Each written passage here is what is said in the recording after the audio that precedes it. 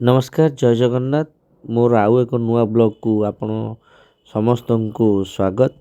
आज आम जीवा जाजपुर गोटे प्रसिद्ध जगह तथा गोटे पिकनिक स्पॉट जार ना हूँ बुढ़ीकंटेई। चलन जीवा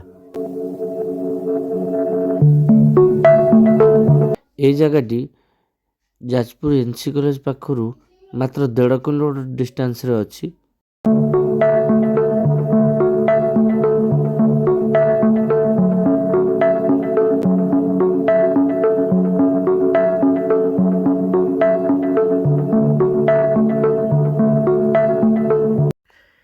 एबे आमे एनसी कॉलेज पाखरे पहुंची गले। से साइड रास्ता रे ही हमकु जीवा पड़िबो। एठू मात्र आउ 1.5 किलोमीटर।